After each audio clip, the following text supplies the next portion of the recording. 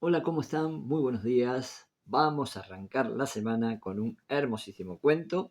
Les mando un gran abrazo desde Mar del Plata, 1:50 p.m. Tenemos un cuento de un autor que ya habíamos grabado, pueden chequear en el canal. Se trata del autor José Echegaray. Escribe muy lindo este cuento que elegí para hoy y para arrancar la semana. Se titula La experiencia y dice así.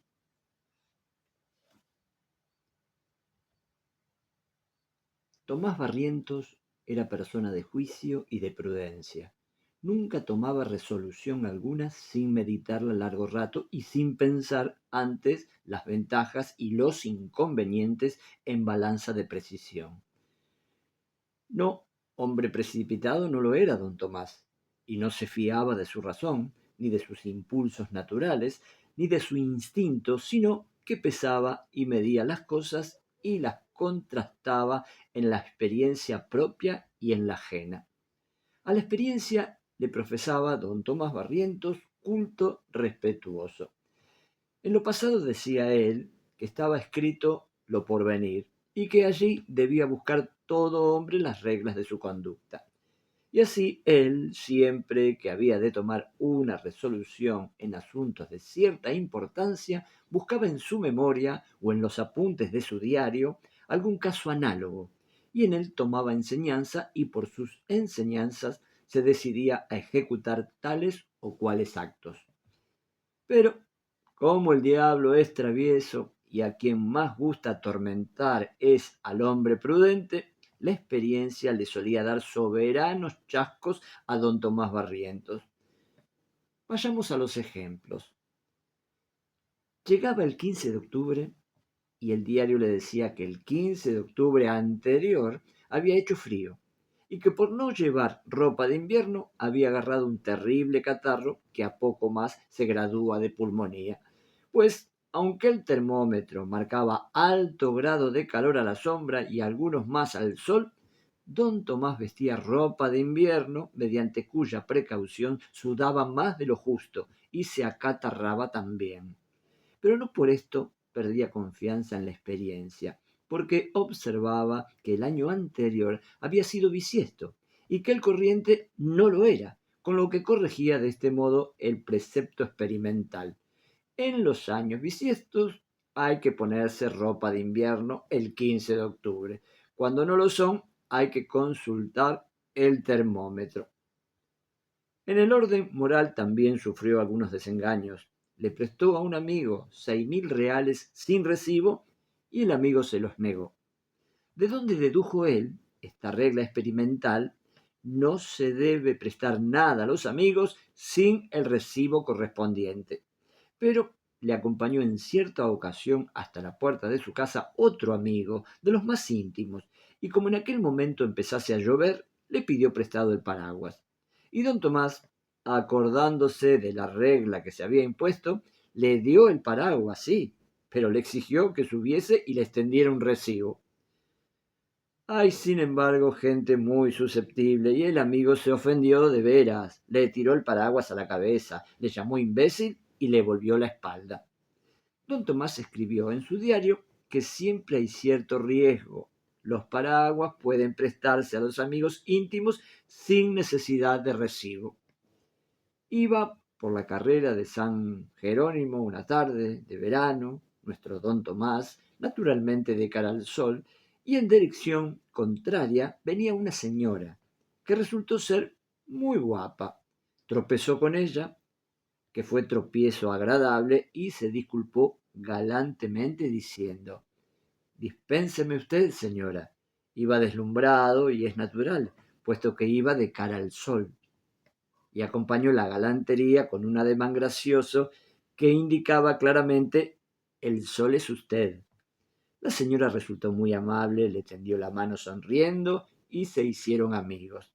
Don Tomás escribió en su diario: en las tardes de verano hay que ir por la carrera de San Jerónimo de cara al sol y hay que tropezar con todas las señoras guapas. Pero al año siguiente, por la misma época, quiso aplicar la fórmula: tropezó con otra señora intencionalmente, repitió la fórmula galante, hizo ademán de tomarle la mano, cuando sintió que otra mano formidable caía sobre su mejilla y le hacía ver todo un surtidor de estrellas. Fue preciso modificar el resultado de la anterior experiencia, agregando: pero ante todo, conviene averiguar si la señora con quien ha de tropezarse va sola. Y así se iba tejiendo la vida de don Tomás, y con ajustar puntualmente su conducta a las enseñanzas de la experiencia. Así todo, llovían sobre el señor de Barrientos conflictos, calamidades y desengaños. ¿En qué consisten? Se preguntaba él a sí mismo estos chascos que la experiencia me da. Pues no afirma el adagio vulgar que la experiencia es madre de la ciencia. A pesar de todo, don Tomás Barrientos seguía aplicando a su conducta el método positivista, y siguieron menudeando los conflictos experimentales y los bofetones prácticos. Decididamente, en algo consistía su desdicha, pero ¿en qué consistía? Al fin, cierta mañana en que por entretenerse en algo leía un libro alemán de fábulas, encontró en una la clave del problema. La fábula, en sustancia, es la siguiente. En una tarde de agosto, por terreno áspero, entre laderas áridas y bajo un sol de fuego, iba un borrico cargado con unos cuantos sacos de sal. La carga era enorme para el pobre borrico, que caminaba jadeante y sudoroso. Los sacos eran viejos, con remiendos mal cosidos y agujeros y roturas por donde la sal se escapaba, cayendo sobre las ancas y el cuello del desventurado animal. Con el sudor se formaba salmuera, que le penetraba por los poros, y el sol, la sal, la carga y lo escabroso del camino se ensañaban con el borrico, hasta el punto de enloquecerlo de cansancio, dolor y desesperación. Cuando ya el borrico, que no podía más, estaba a punto de caer, llegaron él y el mozo que lo guiaba a un riachuelo que a poco más hubiera sido río porque arrastraba bastante caudal de agua. En el riachuelo se metió el borrico, o lo metió a palos el mozo, pero al llegar al centro tropezó y la bestia y los sacos cayeron al agua. No se encontró mal en aquella postura el pobre asno, así es que estirando el cuello y sacando el hocico para no ahogarse, se quedó de buena gana todo el tiempo que pudo en el centro de la fresca y consoladora corriente. El mozo juraba y maldecía, pero no podía levantar al animal ni podía darle de palos a su gusto. Así es que tal estado de cosas se prolongó mucho tiempo. Cuando al fin el borrico se levantó y salió a la otra orilla, toda la sal se había disuelto en el agua y los sacos estaban vacíos por completo. Qué dicha experimentó la pobre bestia, qué felicidad tan honda. El peso había desaparecido, la salmuera se había lavado y terminó la jornada con un trote ligero y gozoso. Si don Tomás hubiera sido el borrico o el borrico hubiera sido don Tomás, cosas ambas que, dada la fecundidad de la naturaleza, no son completamente absurdas, hubiera escrito en su diario. Cuando se lleva una carga muy pesada y se encuentra un arroyo, hay que dejarse caer en él y hay que estar en el agua un buen rato. Pues esto hizo el borrico, según parece, escribir este consejo en alguna parte de su cerebro asnal, porque al cabo de algún tiempo venía otra vez por el mismo sitio con otra carga, que esta vez no eran sacos de sal, sino una verdadera montaña de esponjas. Y sucedió lo siguiente. Todo era igual a lo que fue en la primera ocasión. La época del año, pues era un abrasador día de verano.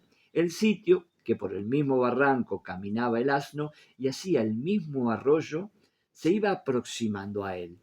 El cansancio, porque la jornada había sido larga, aunque la carga no era tan abrumadora como la otra vez, con la única diferencia de llevar sobre el lomo esponjas en vez de llevar cargamento de sal. Pero estas diferencias no puede apreciarlas un borrico. Pedir que se dé cuenta sería pedir demasiado a su modesta inteligencia. Así es que el animal iba pensando para sí: todo esto será hasta que yo llegue al arroyo. En cuanto llegue, me echo en el agua y en cuanto me eche, se acabó la carga y me levanto fresco y ligero. Así que fue, al acercarse al arroyo, el borrico volvió la cabeza, miró con sorna al mozo que lo guiaba, levantó el labio, que fue una manera de sonreír, porque enseñó los dientes y pensó: en cuanto lleguemos al arroyo, verás tú. Y en efecto, llegó, penetró con cierto trotecillo provocativo y en cuanto se vio en el centro se dejó caer. Y en el agua se sumergieron las esponjas. Así estuvo un rato, pero escarnio de la suerte, desengaño cruel, traición infame. La sal de la otra vez se había deshecho, pero las esponjas se llenaron de agua y la carga se multiplicó de una manera abrumadora. Apenas pudo el borrico salir del arroyo y el resto del camino fue una continua agonía. Las piernas se le doblaban, a palos le hacía levantar el mozo y el sudor de la fatiga se mezclaba con lo que chorreaba del empapado cargamento. El borrico no solo iba muerto del cansancio, sino absorto y confundido, y abriendo mucho los ojos, como quien dice: no lo comprendo. Esto sí que no lo comprendo. Realmente es pedir demasiado empeñarse en que un borrico entienda lo que muchos hombres no llegan a comprender. El método experimental y el método histórico tienen sus inconvenientes y sus quiebras. Don Tomás leyó la fábula y al concluirla se dio una palmada en la frente y dijo lo que se dice al fin de muchas comedias: ahora lo comprendo todo. La sal se deshace en el agua, la esponja la absorbe, la carga desaparece en un caso, pero se acrecienta en el otro. Eso me ha sucedido a mí muchas veces en la vida, pensó don Tomás. Sí, gran cosa es la experiencia, pero en cada caso hay que distinguir y analizar y no proceder rápido. En adelante, antes de echarme en el arroyo, me enteraré que si la carga que llevo es de sal o es de esponjas. Y así lo hizo. Y cuenta la historia que lo pasó bastante bien. Su modestia fue recompensada. Se había resignado a recibir las lecciones de un pollino y obró prudentemente, porque a veces los más humildes dan lecciones provechosas a los más sabios. Le fue bien hasta el fin. Repetimos porque algún tiempo después pensó en casarse y lo estuvo dudando, porque no sabía a punto fijo si la nueva carga iba a ser de sal o de esponjas. Pero, como la novia era andaluza y muy salada, creyó lo primero y se metió en el agua resueltamente. Es decir, que se casó y fue feliz. Y aquí se acabó la historia de don Tomás Barrientos y del borrico de la sal y de las esponjas. Muy lindo el cuento de José Echegaray, ¿eh? Escribe muy lindo, se destaca siempre en estas cosas medias humorísticas y es un gusto narrar cuentos de este autor. Les mando un beso grande y bueno, mañana seguimos, martes, con un nuevo cuento. Un beso para todos.